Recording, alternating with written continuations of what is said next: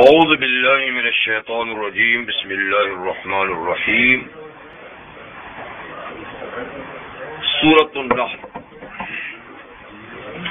بسم اللہ الرحمن الرحیم اتی امر اللہ فلا تستعجلوہ سبحانہ وتعالی عما یشرکون ينزل الملائکۃ بالروح من امرہ على من يشاء من عباده ان انذروا انه لا اله الا انا فاتقون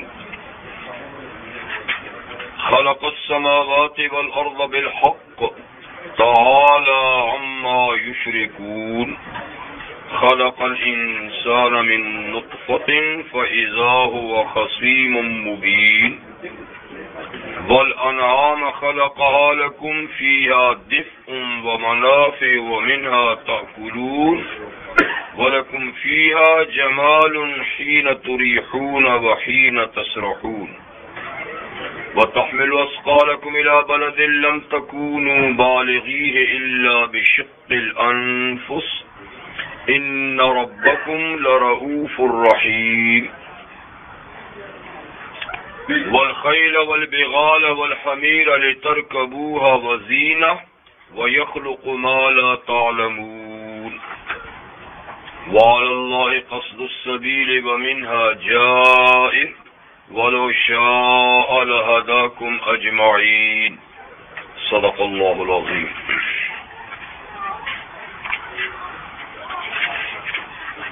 سورۃ النحل کی آیت نمبر 1 سے 9 تک آیات آپ کے سامنے تلاوت کی گئی.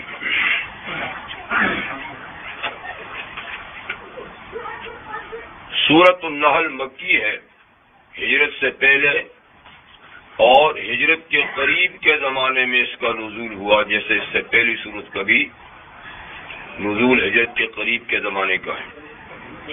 نحل کہتے ہیں شہد کی مکھی کو. تو اس آیہ کریمہ میں شہد کی مکھی کا اور اس سے حاصل ہونے والے شہد کا تذکرہ ہوگا، جو اللہ تعالیٰ کی توحید کی دلائل میں سے ایک دلیل ہے. یعنی اس کا ذکر اللہ تعالیٰ اپنی توحید، اپنی قدرت کے دلائل میں سے ایک دلیل کے طور پہ بیان فرمائیں گے. تو اس کا ذکر وہیں جہاں نحل کا ذکر آئے گا وہیں انشاءاللہ کیا جائے گا.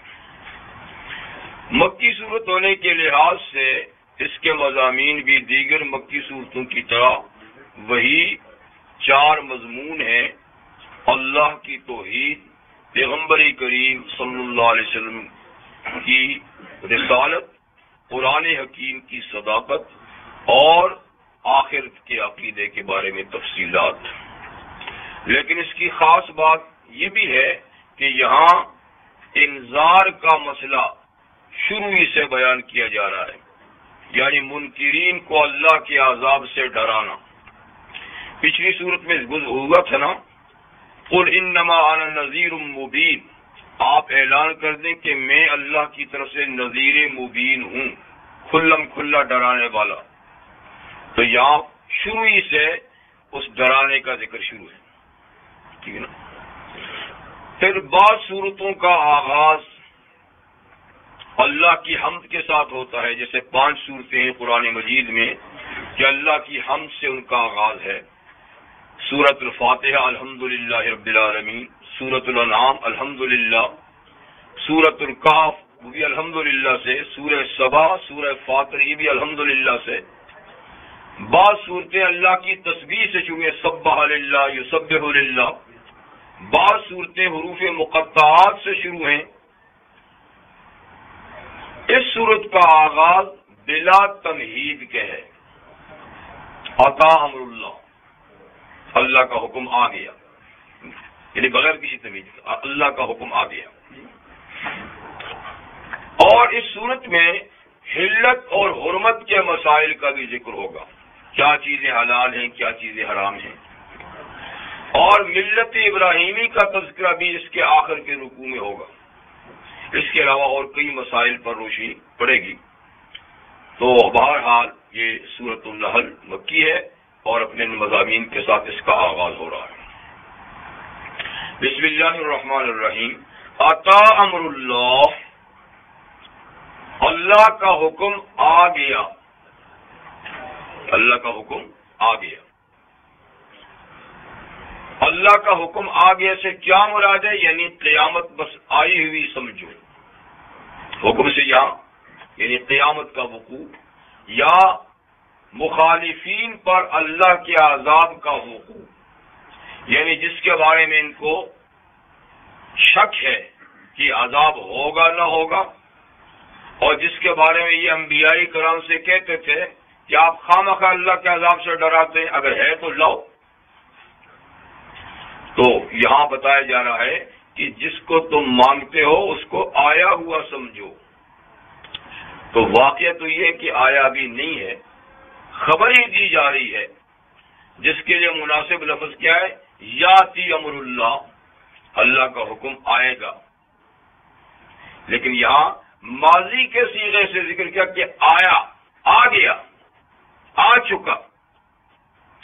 یہ بھی قرآن حکیم کا ایک اسلوب ہے کہ جو چیز یقینی طور پر واقعہ ہونے والی ہے اس کو اللہ تعالیٰ ماضی کے صیغے سے ذکر فرماتے ہیں، اگرچہ ہوئی نہیں ہے، ہوگی مستقبل میں، لیکن ماضی کے صیغے سے اس کو ذکر کرنے کا مقصد یہ ہے کہ اس کا وقوع یقینی ہے، اور یوں سمجھو کہ وہ واقعہ ہو ہی چکی ہے۔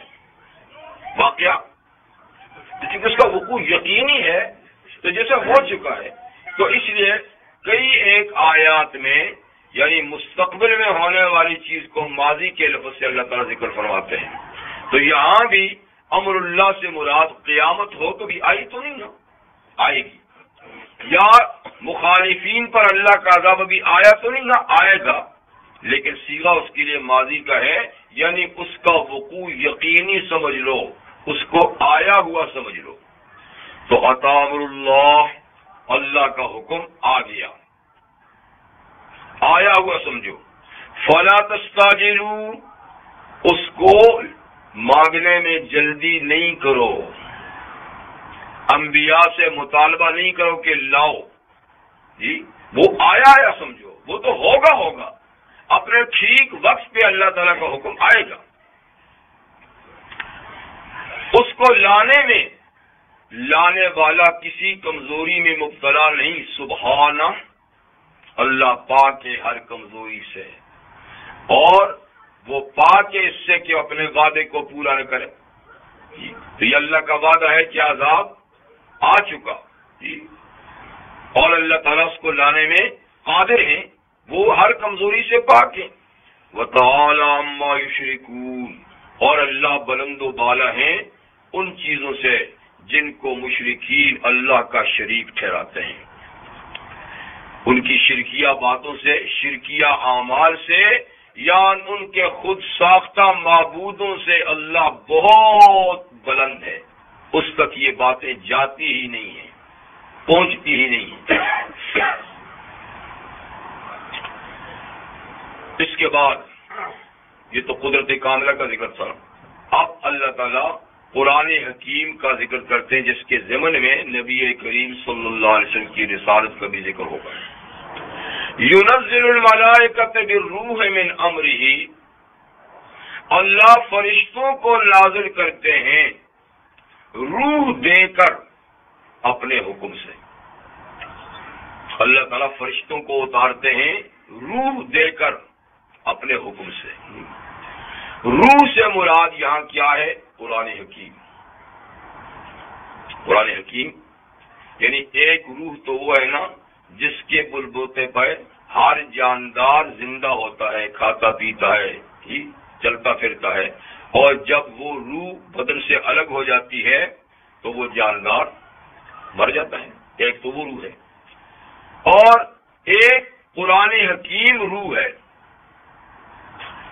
سورہ شورا میں بھی اللہ تعالیٰ فرمایا وَكَذَلِكَ أَنزَلْنَا إِلَيْكَ رُوحًا مِّنْ أَمْرِنَا، ہم نے اپنے حکم سے آپ کی طرف روح نازل کی ہے، اور یہاں بھی فرمایا کہ يُنَزِّلُ الْمَلَائِكَةَ بِالرُّوحِ، یہ دونوں آیتوں میں روح سے مراد قرآن حکیم ہے۔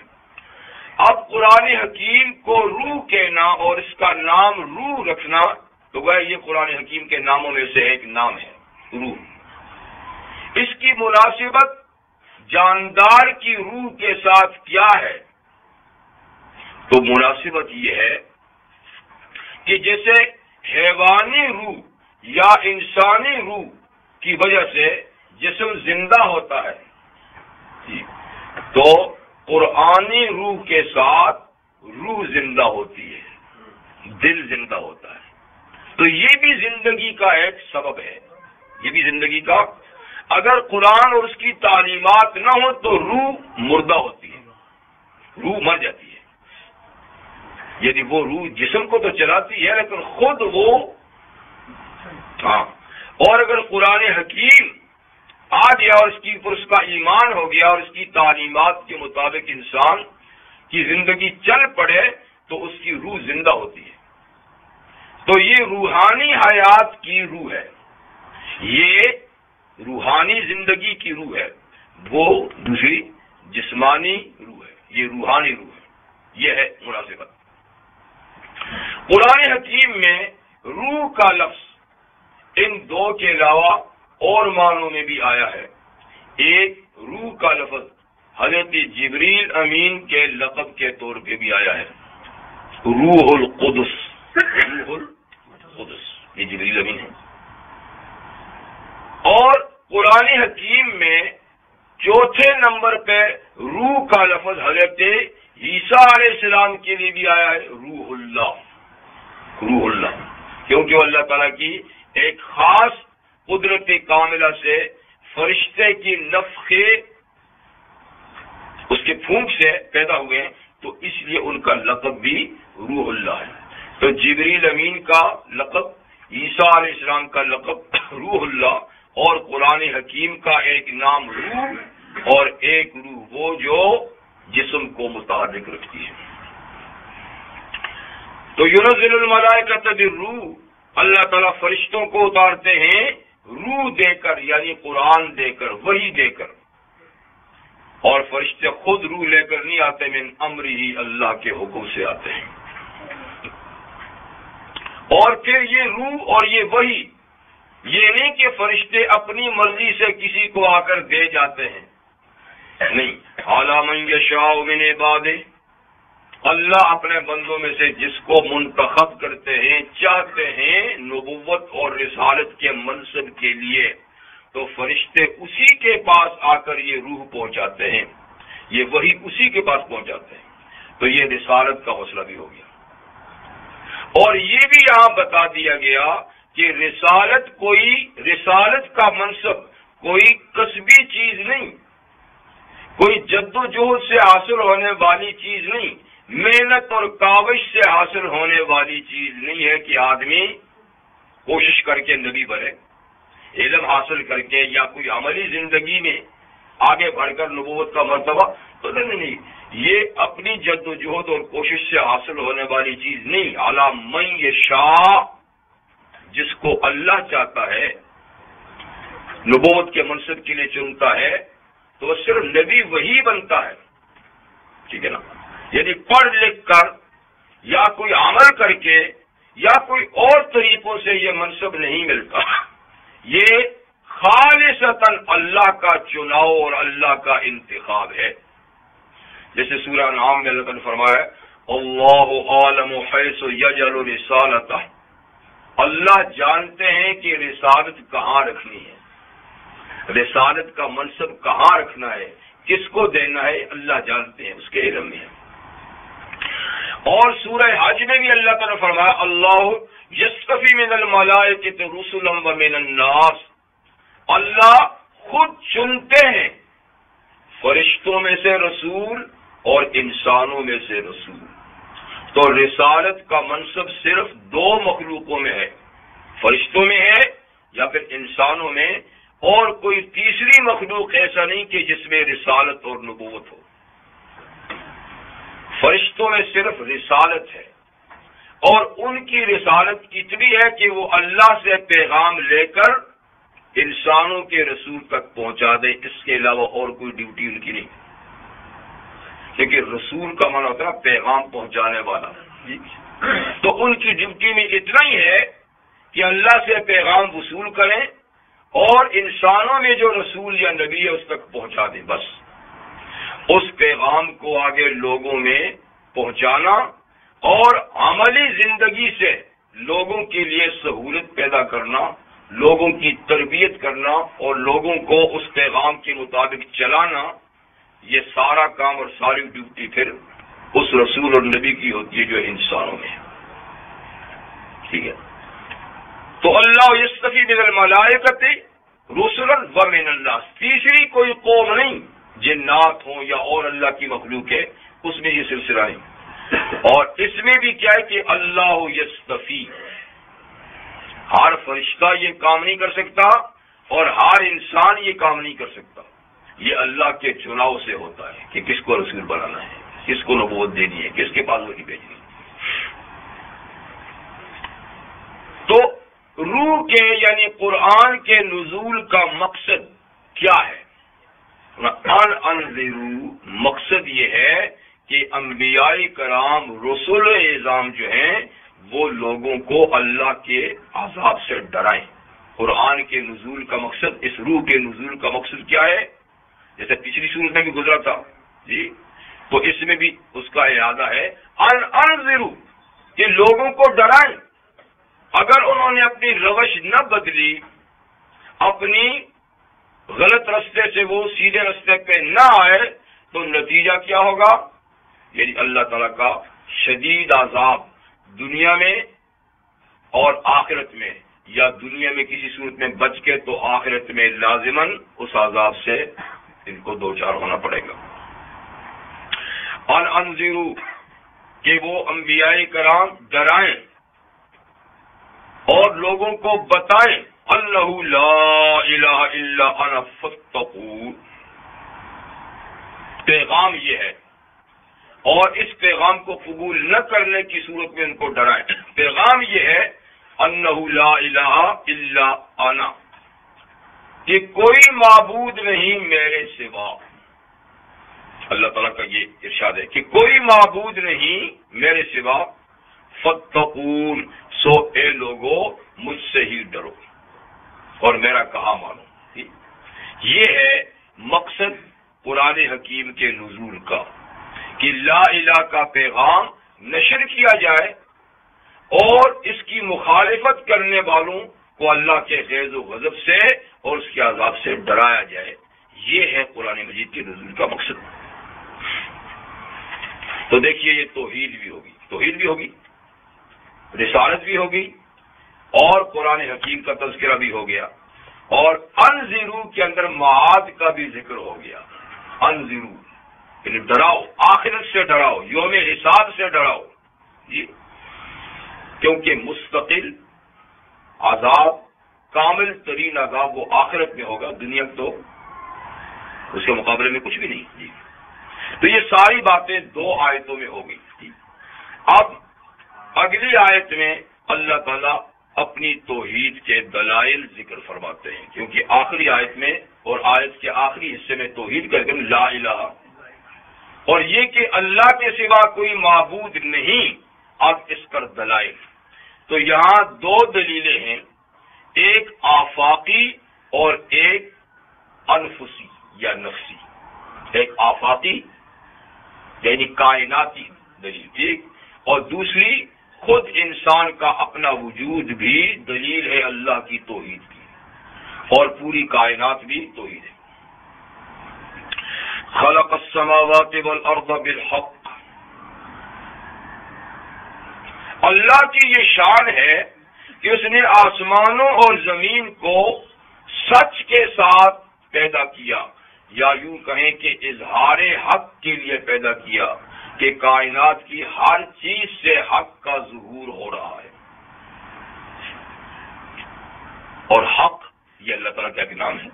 حق سچ کو بھی کہتے ہیں، اور خود اللہ تعالیٰ بھی حق ہے، حق المبین.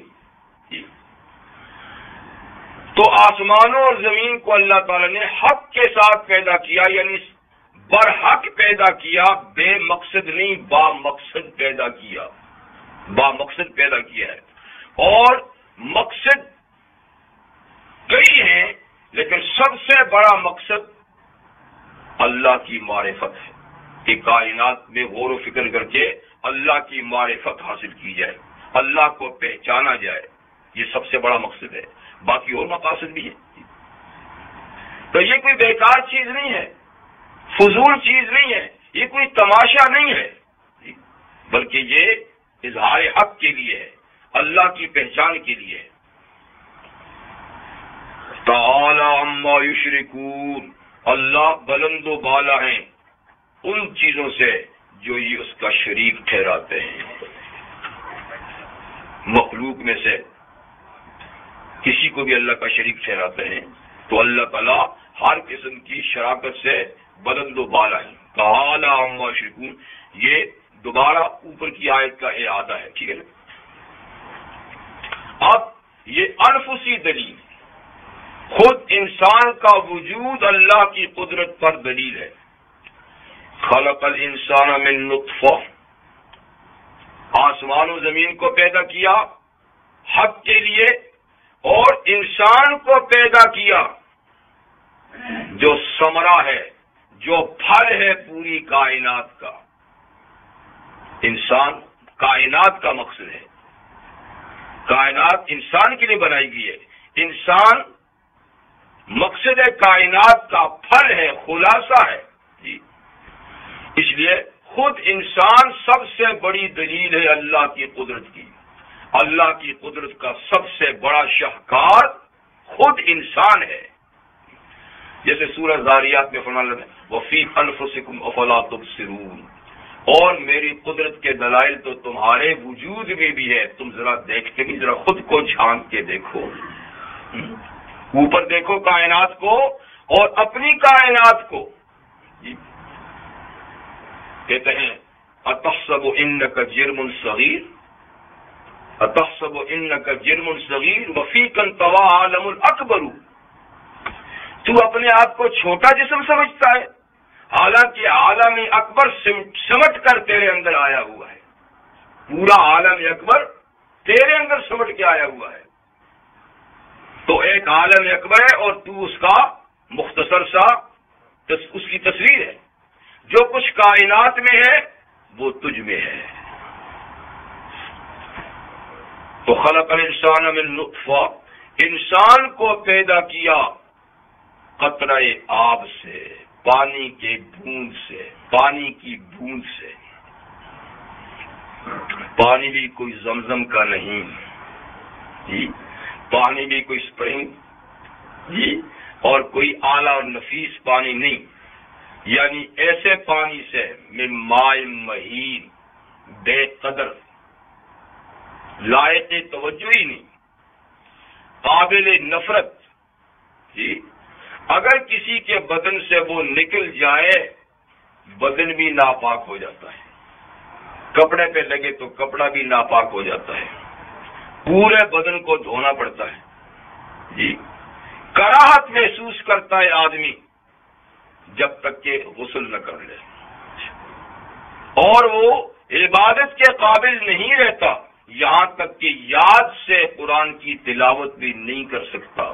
بے وضو تو کر سکتا ہے لیکن جس سے وہ نکل جائے تو یاد سے بھی نہیں، قرآن کو چھو نہیں سکتا، مسجد میں قدم نہیں رکھ سکتا۔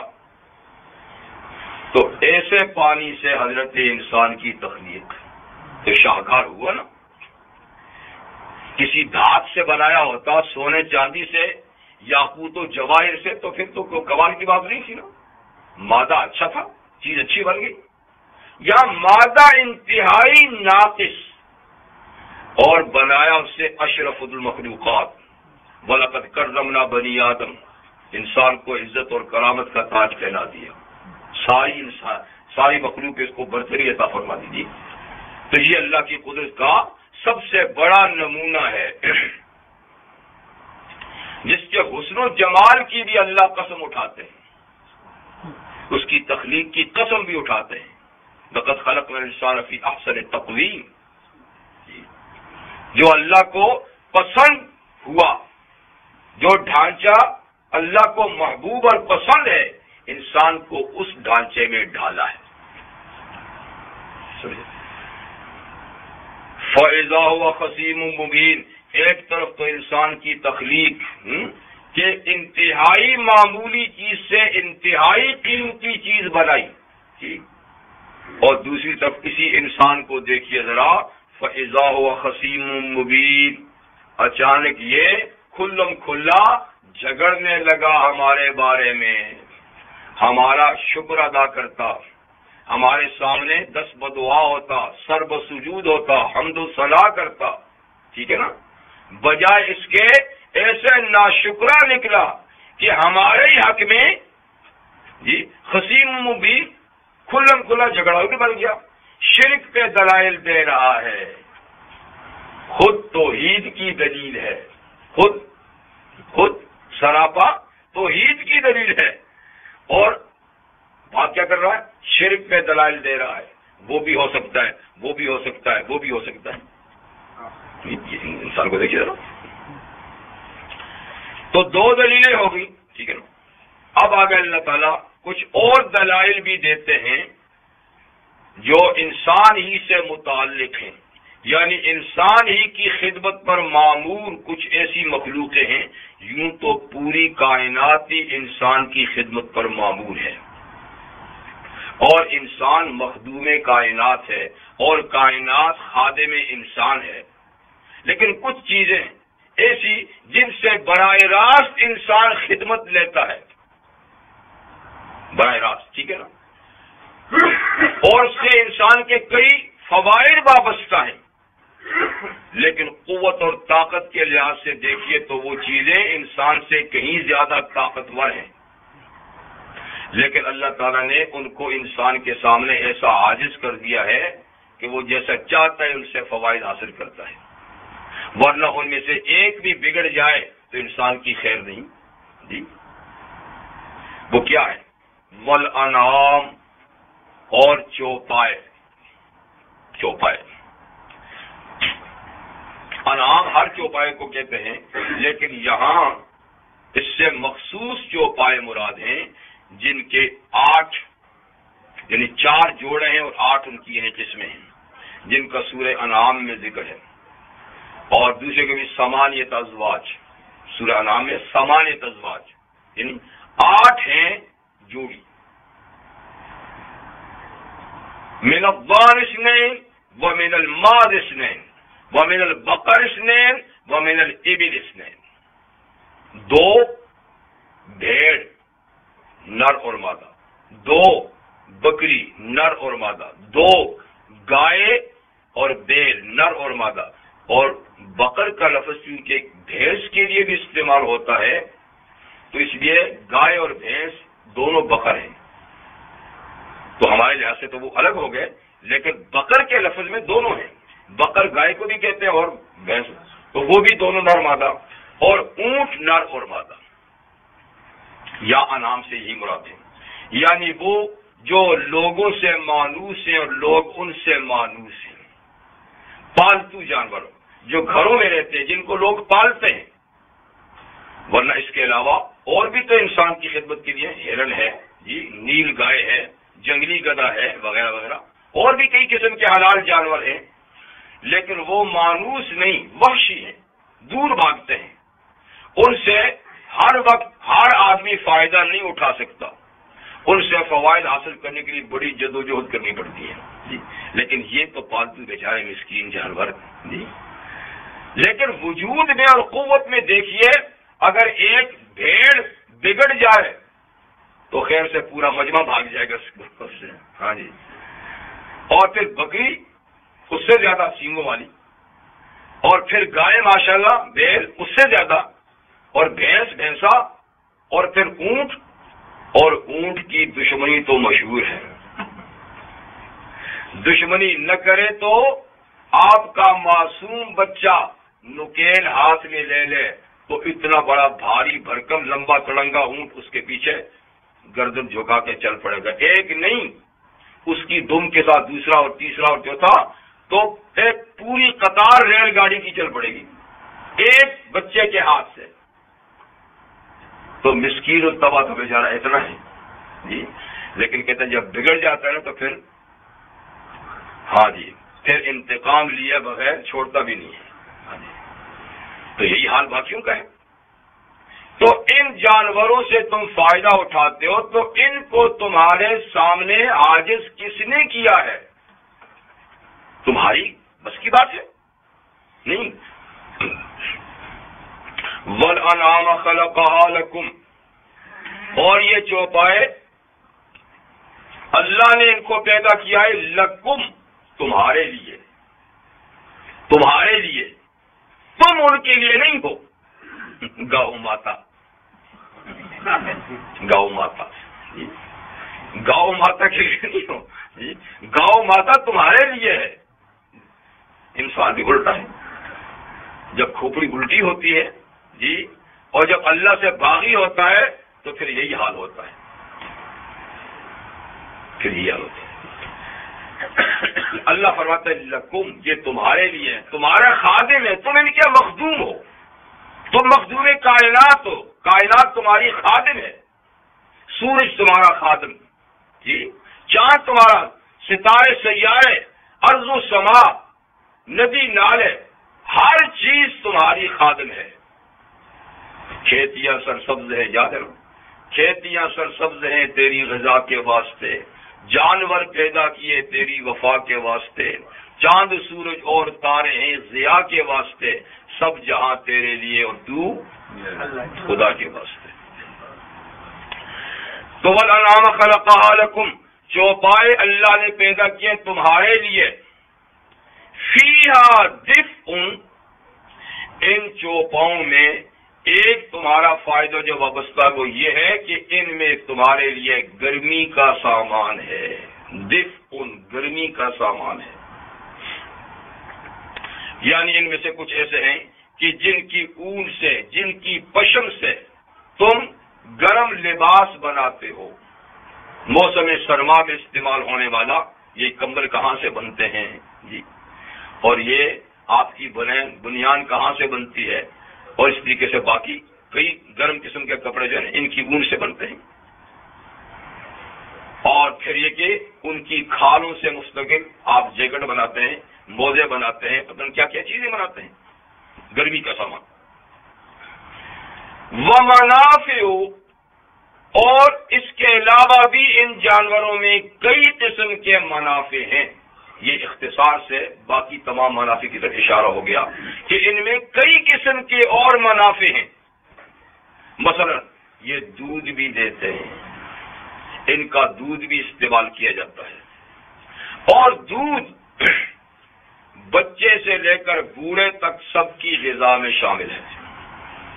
اور زندگی کے کسی مرحلے میں آدمی اس غذا سے مستغنی نہیں ہوتا. دودھ ایک ایسی شاندار غذا اللہ تعالی نے بیان فرمائی ہے. اور خود دودھ کا خروج مستقل اللہ کی قدرت کی نشانی ہے، جو آگے چل کے صورت میں اللہ تعالیٰ اس کو ایک دلیل کے طور پہ بیان فرمائیں گے جی. خود دودھ کہاں سے نکلتا ہے؟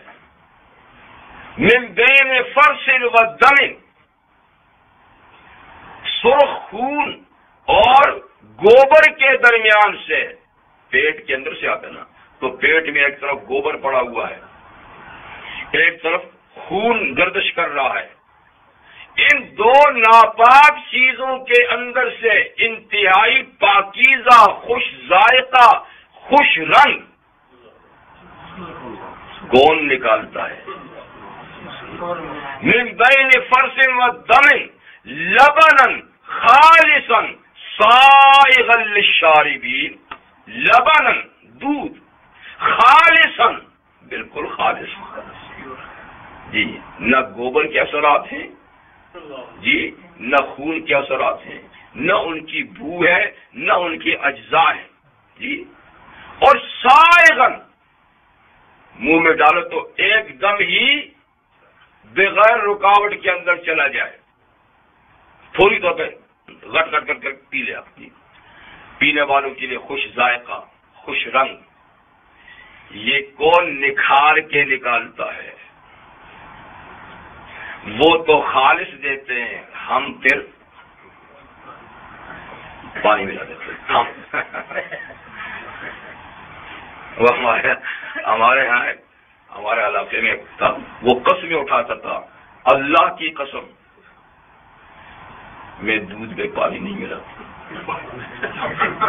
اور بالکل وہ نظر آتا تھا جیسی بات کرتے ہو، اللہ کی قسم نہیں۔ کسی نے کہا بے وقوف آدمی، دودھ پر پانی نظر آ رہا ہے اور قسمیں اٹھاتا کہ اللہ کی، اس نے قسم تو بجا ہے، میں پانی کا انکار نہیں کرتا، لیکن میں دودھ میں پانی نہیں ملاتا تو میری قسم ٹھیک ہے۔ کہ وہ کیسے؟ کہ پہلے پانی رکھ کر اوپر سے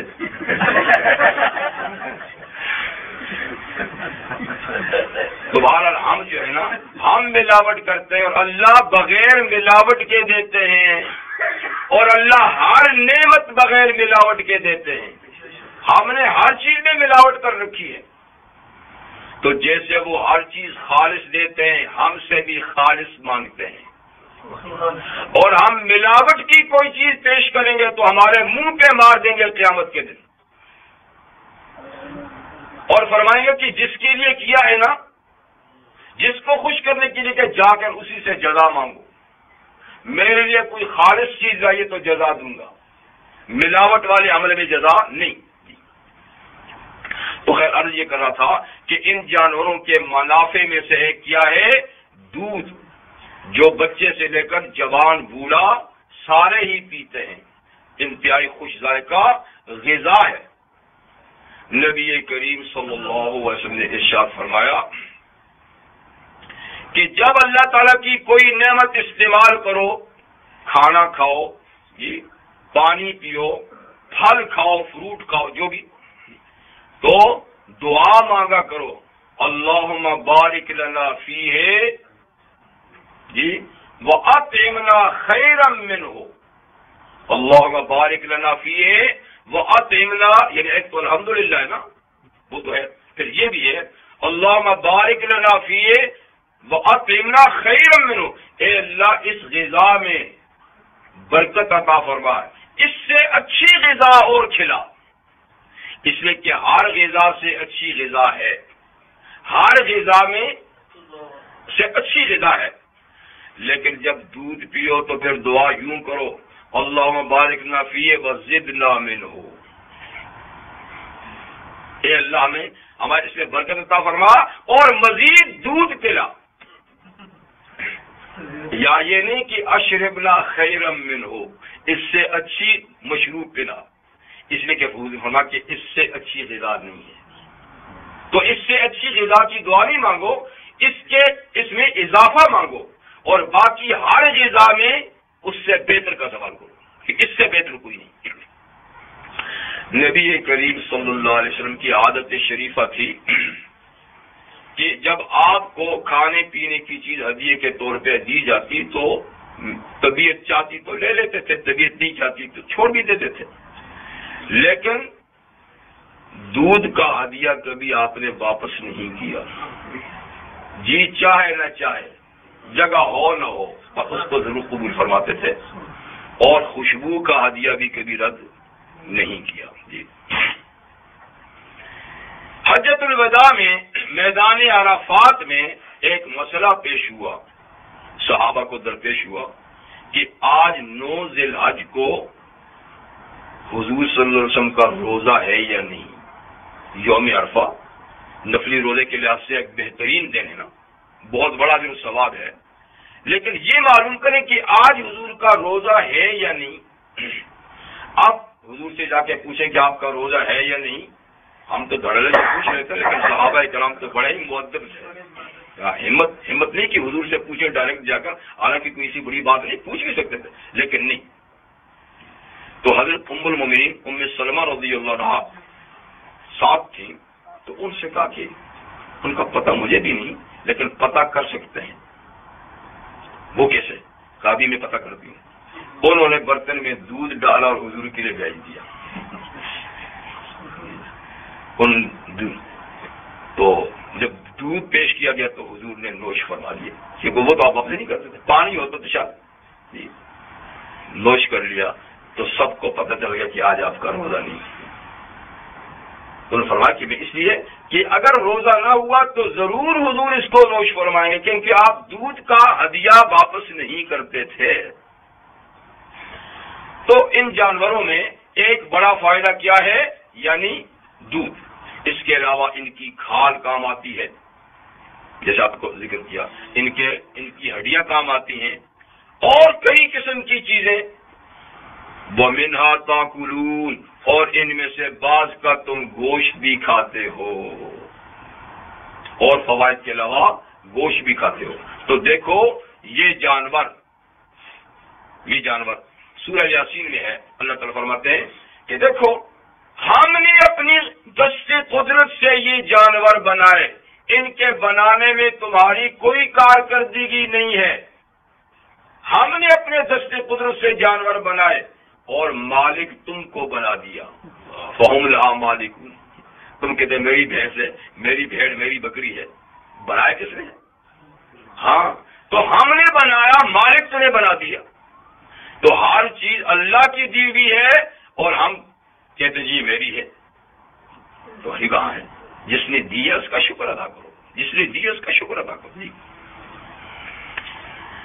وَلَكُمْ فِيهَا جَمَالٌ حِينَ تُرِيحُونَ وَحِينَ تَسْرَحُونَ، اور تمہارے لیے ان چوپاؤں میں، ان پالتو جانوروں میں جہاں یہ فوائد ہیں وہاں تمہارے لیے اس میں جمال بھی ہے، خوبصورتی بھی ہے، خوش منظری بھی ہے۔ جب تمہارے گھروں سے قطار میں جانور نکلتے ہیں تو کتنا اچھا منظر پیش کرتے ہیں، تم بھی دیکھ دیکھ کے خوش ہو رہے ہوتے ہو۔ ہاں؟ مختلف رنگوں کے جانور جب نکلتے ہیں، جب شام کو آتے ہیں تو کتنا اچھا منظر پیش کرتے ہیں۔ خاص طور پہ جمالیات کے دو وقتیں، حین تریحون وحین تسرحون، جی جس وقت تم ان کو چرا کے واپس لاتے ہو اور جس وقت چرنے کے لیے لے جاتے ہو، تو بالخصوص ان دو وقتوں میں کتنا اچھا منظر ہوتا ہے، اور مالک کی مکان نظارہ کرتا ہے جب جا رہے ہوتے ہیں قطار میں، جب آ رہے ہوتے ہیں قطار میں، اور جب چراگاہ میں ہوتے ہیں تو وہ الگ منظر ہے۔ تو یہاں دو وقتوں میں ان جانوروں کے جمال کا اللہ نے ذکر کیا، اور ذرا ترتیب ہمیں ذرا الٹی سی لگ رہی ہے کہ جانے کا ذکر پہلے کرنا ہوتا چاہیے اور آنے کا بعد میں، لیکن اللہ تعالیٰ نے آنے کا پہلے کیا اور جانے کا بعد میں۔ حالانکہ جاتے تو پہلے گھر سے، آتے بعد میں ہیں، پر یہاں یہ ہے کہ آنے کا پہلے کیا اور جانے کا بعد میں۔ تو اہل علم کہتے ہیں اس کی وجہ یہ ہے کہ جو جمال آتے وقت ہوتا ہے وہ جاتے وقت نہیں ہوتا، اس لیے کہ جب جانور اپنی جگہ سے کھولے جاتے ہیں نا تو وہ لتھڑے ہوئے ہوتے ہیں، گوبر ہے، پیشاب میں ان کا جسم لتھڑا ہوا ہوتا ہے، کون سا غسل دے کے آپ بیچتے ہیں جانوروں میں، ٹھیک ہے نا۔ دوسرا یہ کہ بھوکے بھی ہوتے ہیں، جی تو اتنا اچھا منظر جاتے وقت نہیں ہوتا، لیکن دن بھر جب چراگاہ میں چرتے ہیں نا تو گھومتے پھرتے خشک ہو کر ان کا گوبر ووبر سارا اتر جاتا ہے، خشک اتر جاتا ہے، اور کھا پی کر ماشاءاللہ موٹے تازے بھی ہو جاتے ہیں۔ تو آتے وقت کا منظر بڑا ہی حسین ہوتا ہے بنسبت جاتے، تو اس لیے اللہ تعالیٰ نے زیادہ حسن والے کو پہلے ذکر کیا اور کم حسن والے کو بعد میں، اس لیے ترتیب تھوڑی سی یہاں بدلی۔ وَتَحْمِلُ أَثْقَالَكُمْ إِلَىٰ بَلَدٍ لَّمْ تَكُونُوا بَالِغِيهِ إِلَّا بِشِقِّ الْأَنفُسِ، اس کے علاوہ اور فوائد کیا ہیں؟ تم اپنے بوجھ بھی تو ان پہ لادتے ہو، اپنے بوجھ بھی تو ان پہ لادتے ہو۔ جیسے بیل ہے نا، بیل گاڑی، اونٹ گاڑی، اونٹوں پہ ویسے بھی لادتے ہیں، اور اونٹ گاڑی میں بھی چلتا ہے، اور اس طریقے سے بیلوں پہ تو خیر شاید نہ لادتے ہوں گے، لیکن بیل گاڑی میں تو استعمال ہوتا ہے جی۔ تو یہ خاص کر اونٹ جو ہے یہ بوجھ اٹھانے والا بھی ہے، تو اس کے اندر سارے منافع ہیں۔ تو تم اپنے بوجھ لادتے ہو، اٹھواتے ہو ان جانوروں پر، الی بلد لم تکونوا بالغیہ، ایسے شہروں کی طرف کہ جن تک تم نہیں پہنچ سکتے، الا بشق الانفس، مگر بہت نفسانی اور جسمانی مشقت برداشت کر کے، یعنی فاصلے پر دور کے شہروں میں جب سامان لے جانا ہو تو تمہارے لیے سامان کا اٹھا کر لے جانا بہت ہی مشقت کا کام ہوتا ہے، تو اس مشقت کو دور کرنے کے لیے بھی یہ معین اور مددگار ہیں کہ سامان ان پہ لاد لو، خود بھی ان پہ سوار ہو جاؤ۔ تو دور دراز کے سفر اس زمانے میں یہی سفر کی سواریاں تھیں، یہی جانور تھے۔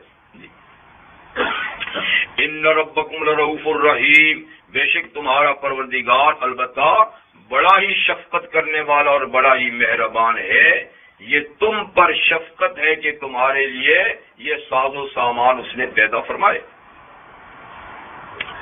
اچھا، یہ تو وہ جانور ہیں جن کا دودھ، جن کا گوشت، جن کے بال، جن کی کھال، جن کی ہڈیاں سارے ہی کارآمد ہیں اور جمال بھی ان میں ہے۔ اب کچھ ایسے جانوروں کا ذکر کرتے ہیں کہ جن کا گوشت نہیں استعمال کیا جا سکتا لیکن ان میں دیگر فوائد ہیں، جی، یعنی دودھ نہیں دیتے، گوشت نہیں کھاتے، بس سامان ڈھونے کے کام آتا ہے، سواری کے کام آتے ہیں، اور اسی طرح جمال کے لیے بھی وہ ہے۔ تو وہ ان کا ذکر ہے کہ والخیل والبغال والحمیر لترکبوها وزینہ، والخیل والبغال، اور گھوڑے اور خچر اور گدھے، یہ تین قسم کے جانور جو ہیں ان کے مقاصد کیا ہیں؟ لترکبوها، تاکہ تم ان پہ سواری کرو۔ یہ تینوں سواری کے جانور ہیں، گھوڑا، خچر اور گدھا۔ خچر تو آپ جانتے ہیں ماشاءاللہ، جی، جو گھوڑی اور گدھے کے ملاپ سے ایک جنس وجود میں آتی ہے اور خود اس کی اپنی کوئی نسل نہیں ہوتی، یہ اپنی کوئی نسل نہیں ہوتی ہے، یہ بھی مضبوط جانور ہوتا ہے، جی، اور اس پہ بھی خاصا بوجھ لادا جاتا ہے، سواری بھی کی جاتی ہے۔ اور گھوڑا تو ماشاءاللہ ہی سواری کا جانور، سامان بھی اٹھاتا ہے، اور گدھا یہ بھی سواری کا جانور ہے اور سامان بھی ڈھوتا ہے۔ گدھا احمق ہے تھوڑا سا دوسروں کی نسبت سے، ٹھیک ہے نا، اس لیے اس کے ساتھ تشبیہ دیتا ہے بے وقوف کو۔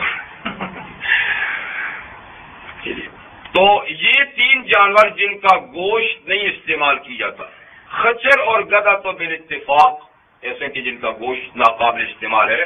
گھوڑے کے بارے میں کہ گھوڑے کا گوشت، کیونکہ اس کے بارے میں روایات حدیث دونوں طرح کی ہیں، حلت کی بھی ہیں اور حرمت کی بھی ہیں، اس لیے بعض ائمہ تو حلت کے قائل ہیں کہ حلال ہے، بعض کراہت کے، کیونکہ روایات دونوں طرح ہیں تو وہ کراہت کے مکروہ ہے، لیکن حرام وہ بھی نہیں کہتے، یعنی حرام قطعی تو گھوڑا نہیں ہے، صرف یہ ہے کہ بالکل حلال ہے یا کراہت ہے، یہ تھوڑا سا اس میں ہے، لیکن دوسرے دو جو ہے نا وہ تو حرام ہے، کیونکہ نبی کریم صلی اللہ علیہ وسلم نے جنگ خیبر کے موقع پر گدھوں کو حرام قرار دیا تھا۔ اس سے پہلے گدھے بھی پالتو گدھے کھائے جاتے تھے، یہ پالتو گدھے جنگلی نہیں، وہ تو حلال ہے اب بھی، تو پالتو گدھے جنگی خیبر کے موقع پہ حرام کیے گئے ہیں، اس سے پہلے۔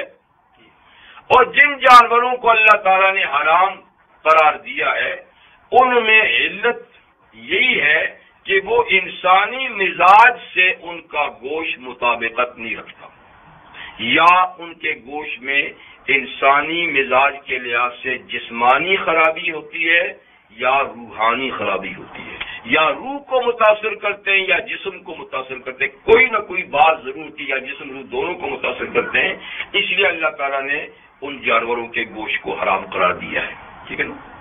تو اسی لیے کہ بعض جانوروں میں ایسی بری خصلتیں، بری عادتیں ہوتی ہیں، اگر ان کا گوشت کھایا جائے تو وہ عادتیں اور خصلتیں انسانوں میں بھی پیدا ہو جائیں گی، جیسے کہ آپ دیکھتے ہیں جی کہ بد خصلت جانوروں کو کھانے والوں کی خصلتیں کیا ہیں جی۔ اسی طرح اگر گدھے کے گوشت کو جائے تو کیا لیا تو پھر احمق ہوتے، مجھے احمق ہے۔ تو بہرحال اللہ تعالیٰ نے ایسے جانوروں کا گوشت حلال کیا جو انسانی مزاج سے روحانی جسم کے وہ مطابقت رکھتے ہیں، تو وہ 8 قسم کے وہ جانور ہیں، کچھ جنگلی جانور بھی ہیں. تو لترکبوا وزینا، یہ 3 قسم کے جانور اس لیے تاکہ تم ان پہ سواری کرو. نبی کریم صلی اللہ علیہ وسلم نے ان تینوں پہ سواری کی ہے. گھوڑے پہ بھی آپ نے سواری کی، خچر پہ بھی کی، اور گدھے پہ بھی آپ نے سواری کی اس زمانے میں. اور اونٹ پہ تو باشر اونٹ تو کھائی زیادہ. وزینہ، اور دوسرا مقصد ان کے ایک تو سواری ہے، سامان ڈھونا، اور ایک زینت ہے ان میں بھی. جب گھوڑے گدھے یہ بھی قطار میں جاتے ہیں تو ایک اچھا منظر پیش کرتے ہیں. یہ تو پرانی سواریاں ہیں. اگلے جملے میں اللہ تعالیٰ قیامت تک آنے والی سواریوں کا ذکر فرماتے ہیں. وَيَخْلُقُ مَا لَا تَعْلَمُونَ، اور اللہ تعالیٰ پیدا کرتا ہے وہ سواریاں بھی جو ابھی تم نہیں جانتے. ابھی تم نہیں جانتے. اب قیامت تک آنے والی جتنی بھی جدید ترین سواریاں ہوں گی نا، یہ اس آیت کے اندر اس حصے میں سب کا ذکر ہوگا. یخلق ما لا تعلمون. ٹھیک. تو بہرحال اب یہ جتنی سواریاں ہیں آج کل جو وجود میں آئی ہیں، سائیکل سے لے کر سائیکل، موٹر سائیکل، کار، ٹرک، بس، ٹرین جی، اور بحری جہاز، ہوائی جہاز جی، یہ سارے کے سارے اس میں آ گئے. اور نہ معلوم یہ ہمارے دور کی سواریاں ہیں تیز رفتار، آگے اور کتنی تیز رفتار اگر دنیا بچی خیر سے تو اور کتنی پیدا ہو جائیں گی. تو اب کتنا سفر قریب ہو گیا تیز ترار سواریوں سے کہ ساری دنیا ایک گھر کی طرح ہوگی. جو مہینوں کا سفر تھا وہ گھنٹوں میں طے ہونے لگ گیا جی. تو اس وقت سب سے زیادہ تیز سواری جو ہے وہ جہاز ہے. یہ بھی انسان کا شوق ہے. کسی وقت پرواز کا شوق انسان کو ہوا تو کہتے ہیں سب سے پہلا آدمی جس کو پرواز کا شوق ہوا وہ اسپین کا تھا، اندلس کا. اس کے دل میں شوق ہوا کہ پرندے اڑ رہے تو ہم بھی اڑنا چاہیے. ویسے ہمارے ان سواریوں میں استاد بھی پرندے ہیں. یہ جہازوں کے استاد پرندے ہیں، بحری جہازوں کے کشتیاں ہیں. یعنی کشتیاں جو ہیں یہ مچھلیاں ہیں. یہ ڈوبنا تیرنا انہوں نے سکھایا نا، اڑنا انہوں نے سکھایا. تو ہر چیز اللہ تعالیٰ نے استاد ہی بنائی ہے انسان کے لیے. تو ان سواریوں کی براہ راست تخلیق تو اللہ نہیں کرتے، انسان کرتے ہیں. ٹھیک ہے نا، براہ راست تو اللہ نہیں کرتے. جیسے کہ گھوڑا گدھا یہ تو براہ راست اللہ تعالیٰ کرتے ہیں، اور ان کی تو انسان کرتے ہیں. لیکن دیکھنا یہ ہے کہ انسان کے لیے ان سواریوں کا مواد کس نے پیدا کیا. جن چیزوں سے ہم یہ سواریاں بناتے ہیں وہ چیزیں کس نے پیدا کی ہیں. لوہا، تانبا، پیتل، یہ دھاتیں کس نے پیدا کی ہیں. یہ لکڑی کس نے پیدا کی ہے؟ اللہ نے تو پیدا کی ہے. اور پھر انسان کو یہ سوچ سمجھ یہ کس نے عطا کی ہے. تو یوں ڈائریکٹ نہ صحیح، انڈائریکٹ اللہ ہی خالق ہے ان کا بھی. اور یخلق ما لا تعلمون، اللہ ہی کی تخلیق میں یہ بھی آتی ہے. تو بہرحال پہلے ایک اندلسی کے ذہن میں یہ بات آئی تو اس نے گدھ کے پر ہاتھوں کے ساتھ باندھے. گدھ جانتے ہیں بڑے بڑے پر، اور تھوڑے سے ہاتھ اوپر کیا، تھوڑا سا اٹھا تو کہاں اٹھ سکتا ہے. تو بیچارہ دھڑام سے گرا، زخمی ہو گیا اس کی. تو لیکن دیکھ کر لوگوں کے جذبات ہوئے کہ بھئی یہ بھی کیا طریقہ ہے. تو یوں آہستہ آہستہ لوگوں نے اٹھنا زمین سے شروع کر دیا، گرتے پڑتے. 8 صدیاں بیت گئی پر آدمی کو اس میں کمال حاصل نہیں ہوا. اور پہلا جہاز جو کامیابی سے پرواز کیا 1904 میں، یہ 800 سالوں کی جد و جہد کے بعد انسان نے پرواز باقاعدگی کے ساتھ کی. اور اس کے بعد سے پھر کئی قسم کے جہاز اب موجود ہیں ماشاء اللہ. اور اب یہاں کی کیا بات ہے، اب تو ہم کمندے اوپر ڈال رہے ہیں. کہتے یہ تو ہو گیا ہے، اب چاند، پھر کہتے چاند پہ بھی ہم نے جھنڈا گاڑ لیا ہے. اب مریخ پتہ نہیں مطلب. تو یخلق ما لا تعلمون، اللہ تعالیٰ پیدا کرتے ہیں وہ سواریاں جو فی الوقت تم نہیں جانتے. یہ تو کچھ نعمتوں کا ذکر ہوا. اب اصل بات کی طرف آتے ہیں. یہ ساری نعمتیں ماضی ہیں، ساری نعمتیں فانی ہیں، ختم ہونے والی ہیں. یہ ساری کامیابیاں ایک حد تک ہیں. جو جاویدانی اور مستقل کامیابی ہے فرمایا ہم نے وہ بھی بتا دی ہے. وعلی اللہ قصد السبیل، اور اللہ ہی کی طرف جاتا ہے سیدھا رستہ. یہ ہے اصل کامیابی کی بات. اللہ کی طرف جاتا ہے سیدھا رستہ. اور یہ بھی یاد رکھو کہ رستہ ایک نہیں، ومنہا جائر، کچھ رستے ٹیڑے ویڑے بھی ہیں، کہیں ان پہ نہ نکل پڑنا. تو قصد السبیل وہی صراط مستقیم. اہدنا الصراط المستقیم کا سوال کیا نا، اہدنا الصراط المستقیم، اسی کا نام قصد السبیل. تو اللہ کی طرف قصد السبیل سیدھا رستہ جاتا ہے. اس سیدھے رستے کو اختیار کرو گے تو دنیا کی نعمتوں کو استعمال کرنے کے بعد مستقل جنت کی نعمتوں تک پہنچ جاؤ گے.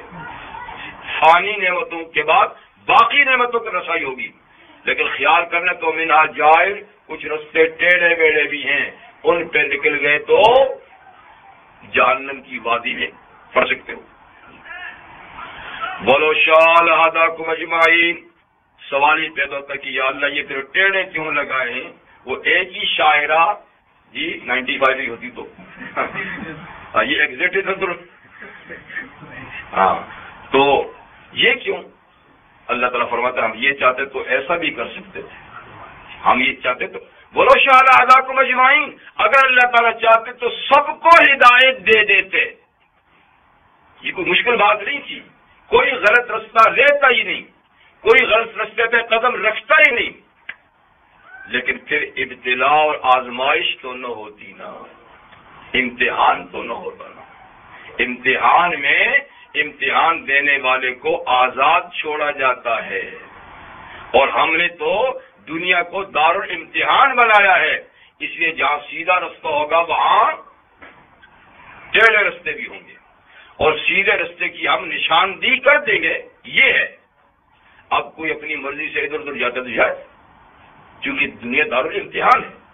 اس لیے دار الامتحان میں ہر قسم کے رستوں کا ہونا ضروری ہے، ورنہ امتحان نہ ہوگا، پھر دنیا نہ رہے گی. تو اس لیے بتا دیا کہ یہ رستہ سیدھا ہے، اس پہ چلو. سبحانک وبحمدک اشہد ان لا الہ الا اللہ استغفرک واتوب الیک.